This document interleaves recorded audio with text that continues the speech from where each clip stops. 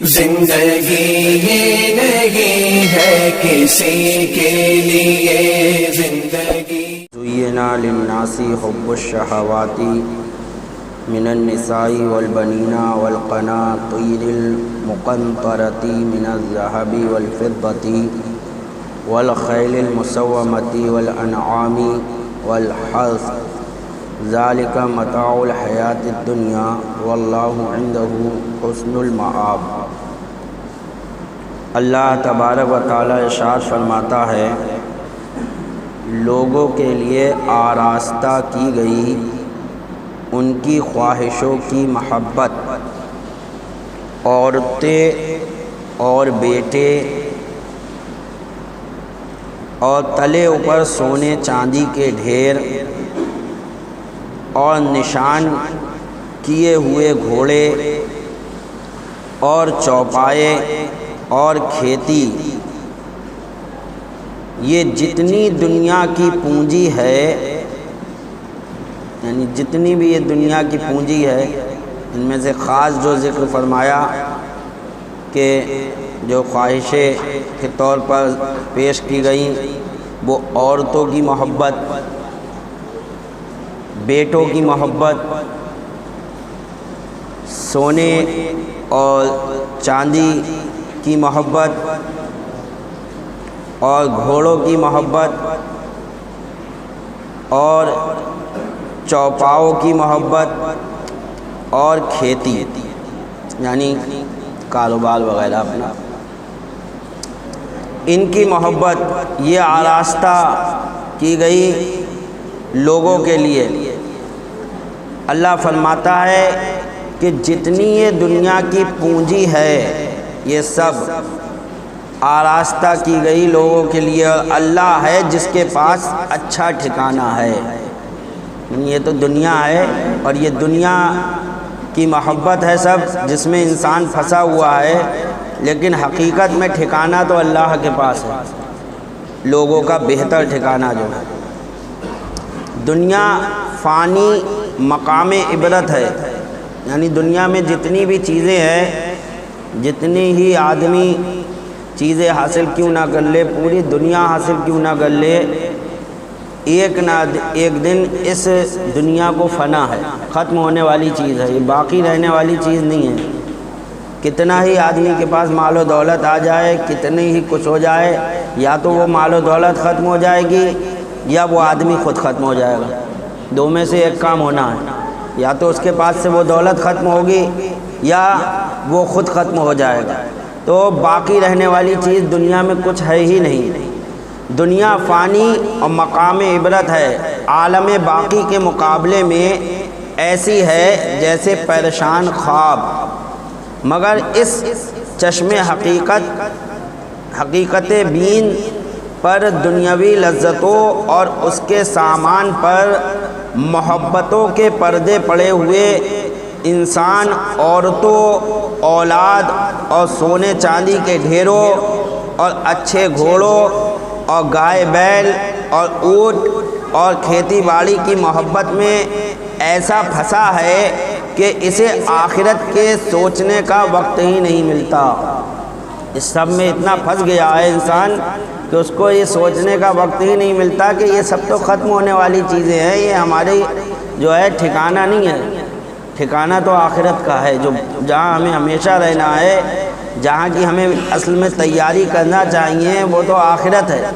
لیکن انسان اتنا پھنس چکا ہے اس میں کہ اس کو آخرت کی فکر ہی نہیں رہتی، اس کو سوچنے کا وقت ہی نہیں ملتا، وہ عالم آخرت پر دنیا کو ترجیح دے رہا ہے اور چند روز عیش کے لیے بے دینی گناہوں میں مبتلا ہے اور عالم باقی کی خوبیوں سے بے خبر۔ انسان کو دنیاوی سامان، خصوصاً روپیہ پیسہ، مال و دولت اندھا کر دیتا ہے۔ وہ سمجھتا ہے کہ اب میں دولت کا مالک ہو گیا تو دنیا کا مالک ہو گیا، جس کے بس یہ سمجھتا ہے کہ اب اتنی دولت آ گئی تو سب کچھ میرے پاس آ گیا، کیونکہ اس سے ہر چیز خرید سکتا ہے۔ اس نشے میں وہ خدا اور رسول سے بغاوت کرنے پر آمادہ ہو جاتا ہے۔ نہ دولت کے نشے میں، دنیا کے نشے میں چور، اللہ اور رسول سے ہی بغاوت کرتا ہے، نہیں دیکھتا کہ اللہ کے رسول نے ہمیں کیا حکم دیا ہے، کس طریقے سے چلنا چاہیے، کیا جائز ہے، کیا ناجائز ہے، کیا حرام ہے، کیا حلال ہے۔ اللہ تبارک و تعالیٰ نے ہمیں شادیاں کیسے کرنے کا حکم دیا، مرد و عورت کو ایک جگہ بٹھا کر، ایک کرسی پر دولہا کو، ایک کرسی پر دلہن کو بٹھا کر ہم وہ ننگائی کرتے ہیں جس کی اسلام کہیں سے کہیں تک اجازت نہیں دیتا، اور اسلام کے قانونوں کی ہم خود مذاق اڑاتے ہیں یہ سب کام کر کے۔ وہاں دولہا بھی بیٹھا، وہیں دلہن بھی بے پردہ بیٹھی ہوئی ہے، اور وہاں پر فوٹوگرافی بھی ہو رہی ہے، سب کچھ ہو رہا ہے۔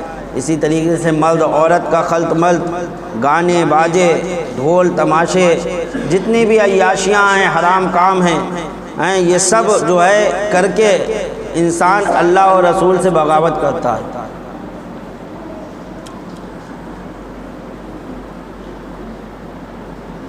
مگر خیال رہے کہ یہ چیزیں صرف زندگی کا تھوڑا سامان ہیں، نہ انسان کو ہمیشہ یہاں ٹھہرنا ہے، نہ اس کے لیے یہ چیزیں ہمیشہ کارآمد ہوں گی۔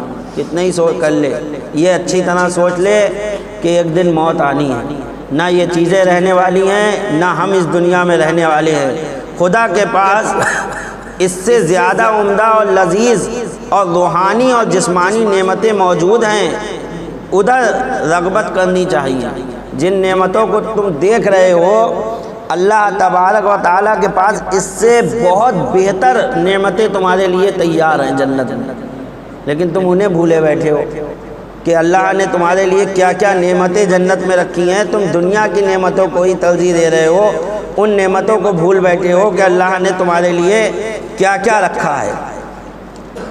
خود فرماتا ہے کیا رکھا ہے، فرماتا قل اؤنبئکم بخیر من ذالکم للذین اتقوا عند ربہم جنات تجری من تحتها الانہار خالدین فیہا وازواج مطہرۃ ورضوان من اللہ واللہ بصیر بالعباد۔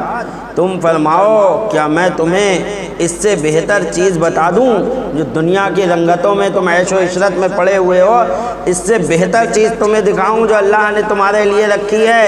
پرہیزگاری کے لیے ان کے پرہیزگاری کے لیے ان کے رب کے پاس جنتیں ہیں، پرہیزگاروں کے لیے ان کے رب کے پاس جنتیں ہیں جن کے نیچے نہر رواں ہمیشہ اس میں رہیں گے، اور ستھری بیویاں۔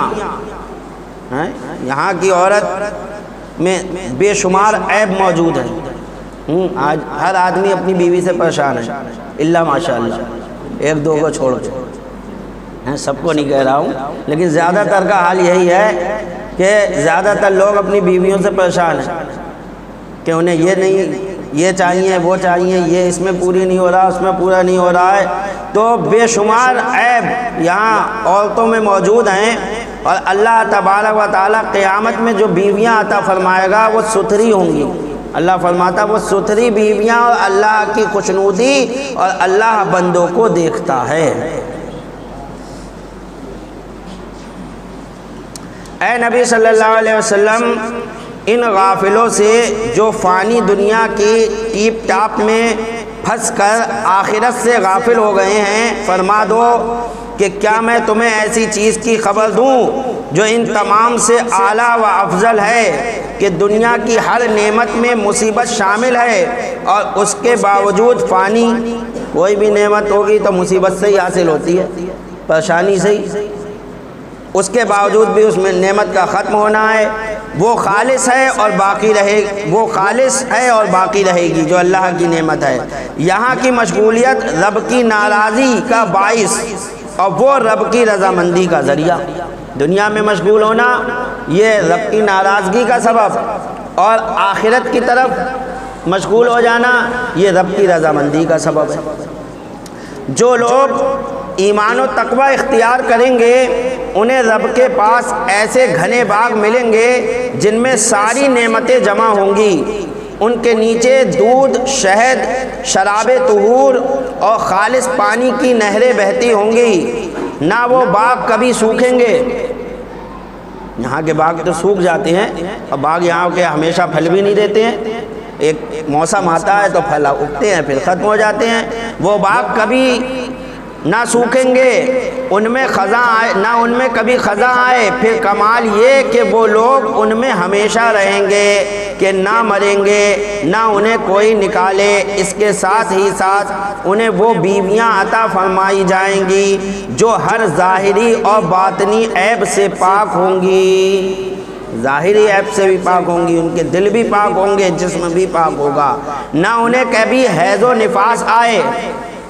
جنت کی جو بیویاں اللہ عطا فرمائے گا، فرماتا ہے کہ نہ انہیں کبھی حیض و نفاس آئے، نہ پیشاب پخانے کی حاجت پڑے، نہ وہ حسد کریں، نہ کسی سے کینہ ہے۔ یہاں اگر ایک بیوی کسی نے دوسری کر لی تو بڑی اور مار کاٹ ہو جاتی ہے، پھر تو سوتن آ گئی لوگ، تو وہاں تو بہت ہوں گی بیویاں، لیکن کوئی کسی سے حسد نہیں ہوگا، کینہ نہیں ہوگا دل میں، کینہ ہوگا ہی نہیں۔ یہ حسد سے ہی تو ہوتا ہے، اللہ تعالیٰ حسد کو ہی ختم کر دے گا، تو چاہے کتنی ہی بیویاں ہوں کوئی کسی سے نہیں جلے گا۔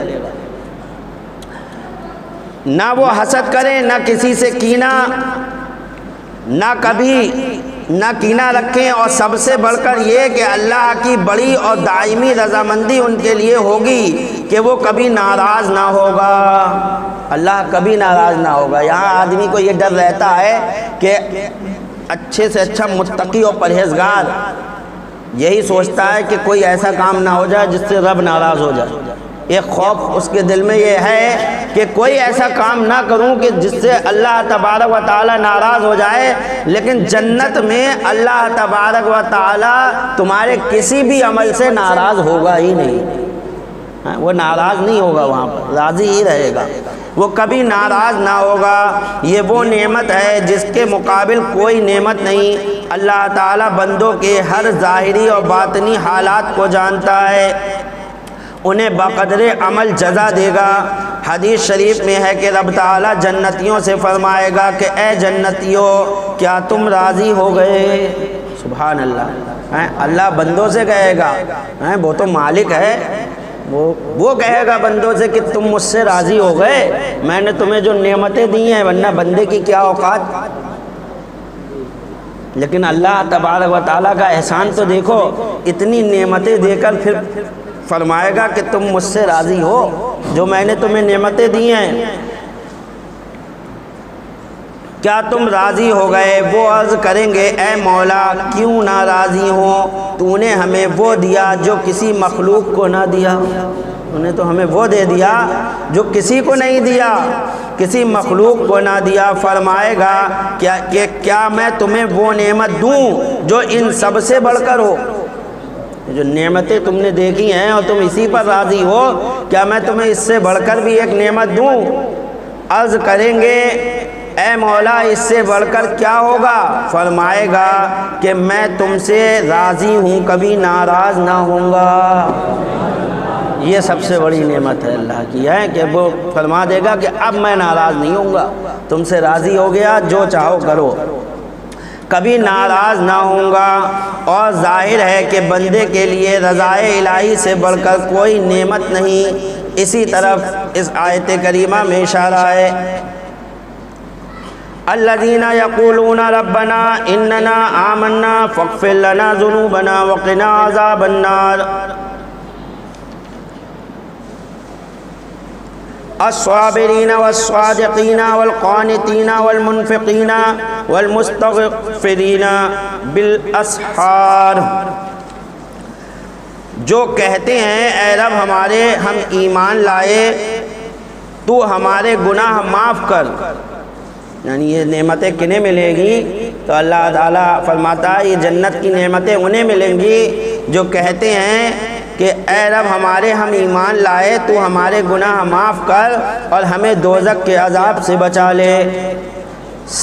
صبر والے اور سچے اور ادب والے اور راہ خدا میں خرچ کرنے والے اور پچھلے پہر معافی مانگنے والے، ان کو ملیں گی یہ نعمتیں۔ اللہ تعالیٰ ان کی صفتیں بیان فرما رہا ہے، جو ایمان لائیں اور اللہ سے یہ کہیں یا اللہ تو ہمیں معاف کر ہمارے گناہوں کو اور ہمیں دوزخ کے عذاب سے بچا، اور وہ صبر بھی کریں مصیبتوں پر، اور سچے ہوں، جھوٹے نہ ہوں، اور ادب والے ہوں، بے ادبی نہ کرتے ہوں۔ آج مسلمانوں میں یہ خصلت بھی ختم ہوتی جا رہی ہے، بچے ماں باپ کا ادب نہیں کر رہے ہیں، بیوی شوہر کا ادب نہیں کر رہی ہے،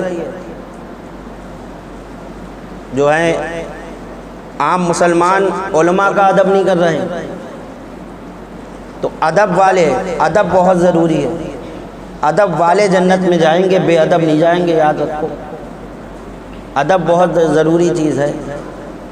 اللہ تبارک و تعالی ہم سب کو ادب کی توفیق عطا فرمائے۔ شاگرد استاد کا ادب نہیں کر رہا ہے، اسی سے پڑھا اور ذرا قابل کیا ہو گیا تو استاد کے مقابلے کھڑا ہو گیا۔ نادان، یہ تو دیکھ تجھے علم دیا کس نے ہے، آج تجھ میں زیادہ قابلیت آ گئی تو استاد کے مقابلے کھڑا ہو رہا ہے اپنے۔ تو یہ سب چیزیں، ادب جو ہے بہت ضروری ہے۔ دیکھو کہ ہم کتنے ہی جو ہے پڑھ لکھ جائیں لیکن ہم اپنے استاد سے نہیں بڑھ سکتے ہیں، وہ ہمارے استاد ہیں، انہی کے ذریعے ہمیں علم ملا ہے، ان کا ادب ہمارے لیے بہت ضروری ہے۔ ہم کتنے ہی جو ہے قابل کیوں نہ بن جائیں، اپنے ماں باپ سے نہیں بڑھ سکتے۔ ماں باپ کا ادب ہمارے لیے بہت ضروری ہے۔ یہ سب چیزیں، ہم کتنے ہی پیسے والے کیوں نہ ہو، کتنے ہی عزت والے کیوں نہ ہو، ہم علماء سے آگے نہیں نکل سکتے ہیں؟ ہم علماء سے آگے ہرگز نہیں نکل سکتے، چاہے پوری دنیا کے جو ہے ہم جو ہے بادشاہ کیوں نہ بن جائیں، تب بھی ہم علماء کے پیروں کی جو ہے دھول بھی نہیں گے۔ یہ سب چیزیں انسان کے اندر آنا چاہیے کہ ادب والے اور راہ خدا میں خرچ کرنے والے، یعنی جو صدقہ و خیرات کرتے ہیں، اپنے پیسوں کو جو ہے خرچ کرتے رہنا چاہیے اللہ کی راہ میں، مسجدوں میں، مدرسوں میں، اس میں اللہ کی راہ میں جتنا زیادہ خرچ کرو گے آخرت میں اتنا ہی زیادہ پاؤ گے۔ اور پچھلے پہر معافی مانگنے والے، یہ اللہ تبارک و تعالیٰ نے صفتیں بیان فرمائی۔ اے نبی صلی اللہ علیہ وسلم، جنت کے حقدار پرہیزگار ہیں، اور پرہیزگار وہ لوگ ہیں جن میں یہ 8 صفتیں موجود ہیں۔ ایک یہ کہ وہ رب تعالیٰ کی بارگاہ میں اپنی وفاداری کا اظہار کریں اور عرض کریں کہ اے مولا، ہم بے ایمان نہیں، باغی نہیں، بلکہ تجھ کو، تیرے رسولوں کو، تیری کتابوں کو، تیرے احکام کو سچا مانتے ہیں اور سچا جانتے ہیں، اور ہم مومن ہیں۔ پھر صرف ایمان پر ہی قناعت نہیں کرتے بلکہ اپنے کو گناہگار سمجھ کر عرض کرتے ہیں اے مولا، ہم خطا کار ہیں، تو غفار، ہم گناہگار ہیں، تو ستار، ہمارے سارے چھوٹے بڑے، اگلے پچھلے، ظاہر پوشیدہ گناہ معاف فرما دے۔ تیسری یہ کہ وہ خدا کی جباری قہاری سے ڈرتے ہیں، اپنی نیکیوں پر اعتماد نہیں کرتے، اس لیے عرض کرتے ہیں کہ مولا ہمیں دوزخ کے عذاب سے بچا لے، اسی طرح کہ قبر میں آگ ہمارے پاس نہ آئے اور بعد حشر ہم آگ میں سزا کے لیے نہ جائیں، بلکہ دنیا میں رب کی نعمتیں، صحت، دولت، عزت، اولاد ہمارے لیے نور ہو، نار نہ ہو۔ جو نعمت رب سے غافل کر دے وہ نار ہے کہ یہ یار سے فراق کا باعث ہے۔ کوئی بھی نعمت ہو جو اللہ سے غافل کر رہی ہے وہ نار ہے، اور جو نعمت رب سے ملا دے وہ نور ہے۔ چاہے آدمی کتنا ہی کروڑ پتی کیوں نہ ہو، اگر وہ رب کو نہیں بھولا ہے تو وہ دولت اس کے لیے نور ہے، اور اگر چند پیسہ آ کے آدمی خدا کو بھول گیا ہے تو وہ دولت اس کے لیے نار ہے، وہ دولت اس کے لیے نار ہے۔ بلکہ عبادت، ریاضت، علم بھی یا نار ہے یا نور۔ اسی ایک کلمے میں ان تمام قسم کی آگ کے عذاب سے پناہ مانگی ہے۔ بہت جامع دعا ہے۔ شیطان کا علم و عبادت نار تھی، ابو جہل و قارون کی دولت نار، فرعون کی سلطنت نار بنی کہ ان چیزوں نے انہیں نار میں داخل کر دیا۔ چوتھی یہ کہ وہ مصیبتوں اور عبادت کی مشقتوں اور جہاد کی دشواریوں پر بھی صبر کرتے ہیں اور اپنے نفس کو گناہوں سے روکتے ہیں۔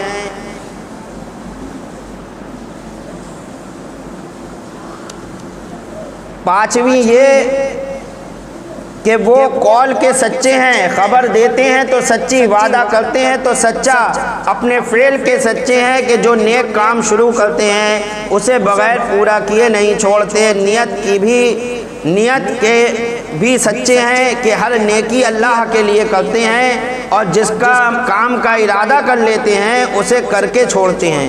چھٹی یہ کہ وہ اللہ کے مطیع اور فرما بردار اور نیک بندے ہیں کہ ہمیشہ ہر قسم کی عبادت میں سرگرم رہتے ہیں، نمازیں پڑھیں تو ہمیشہ، روزہ رکھیں تو ہمیشہ کا مطلب ہر رمضان کا، یہ نہیں کہ ایک رمضان رکھ دیا دوسرے رمضان چھوڑ دیا، نمازیں پڑھ رہے ہیں تو پڑھ رہے ہیں، یہ نہیں کہ کچھ چند دنوں پڑھی پھر چھوڑ دی، پھر پڑھنے لگے پھر چھوڑ دی، اس کا نام نمازی نہیں ہے۔ اللہ تبارک و تعالیٰ نے جب سے بالغ ہوئے تب سے نماز فرض کی ہے، اور مرتے دم تک نماز فرض ہے، تو پڑھتے ہی رہنا ہے۔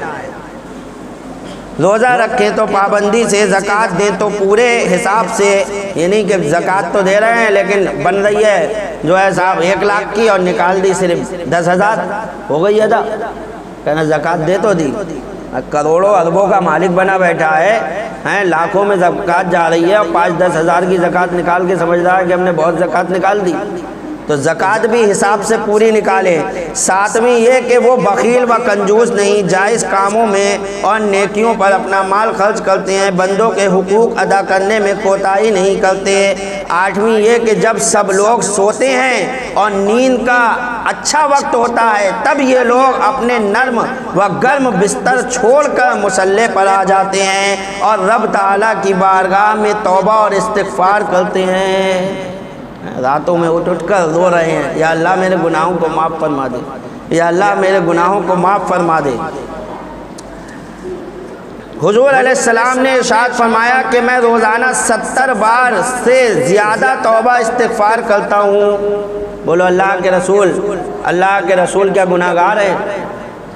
معصوم ہے۔ معصوم اسے کہتے ہیں جس سے گناہ ہو ہی نہیں سکتا، ناممکن ہو، تو اللہ کے رسول گناہ گار نہیں، لیکن پھر بھی فرماتے ہیں امت کو دکھانے کے لیے، بتانے کے لیے کہ میں دن میں 70 مرتبہ سے زیادہ توبہ کرتا ہوں، اور ہم گناہ گار ہیں تو ہمیں کتنی مرتبہ کرنا چاہیے؟ مسلم کی روایت میں ہے کہ ہم روزانہ 100 بار استغفار کرتے ہیں، اے لوگو تم بھی استغفار کیا کرو۔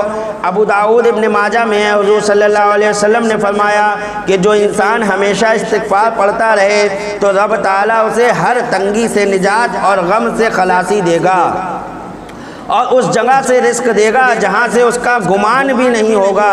احمد، ترمذی اور ابن ماجہ میں ہے کہ گناہ مومن کے دل میں کالا داغ پیدا کر دیتا ہے، اور اس کے لیے توبہ و استغفار ایسی ہے جیسے زنگ آلود لوہے کے لیے سیکل۔ نسائی اور ابن ماجہ میں ہے کہ حضور صلی اللہ علیہ وسلم نے فرمایا مبارک ہے وہ شخص جس کے نامہ اعمال میں زیادہ توبہ اور استغفار پائی جائے۔ بخاری شریف میں ہے کہ حضور صلی اللہ علیہ وسلم نے فرمایا مومن اپنے گناہ کو مثل پہاڑ کے سمجھتا ہے۔ جو مسلمان ہے، مومن ہے، وہ گناہ کو ایسے سمجھتا ہے، ایک گناہ کر کے ارے میرے اوپر پورا پہاڑ کا بوجھ لاد دیا۔ آج کتنے گناہ کرتے ہیں، بے فکر رہتے ہیں، ایک گناہ کا بوجھ اسے اتنا لگے گا کہ مانو جو ہے پورا پہاڑ میرے سر پر آ گیا ہے، جب تک کہ وہ اس سے توبہ نہ کر لے۔ تو سرکار فرماتے ہیں کہ پہاڑ گناہ کو مثل پہاڑ کے سمجھتا ہے، کہ گویا پہاڑ کے نیچے بیٹھا ہے اور وہ اس پر گرا جا رہا ہے، اور فاسق اپنے گناہوں کو مکھی کی طرح سمجھتا ہے کہ بالکل پرواہ ہی نہیں کرتا۔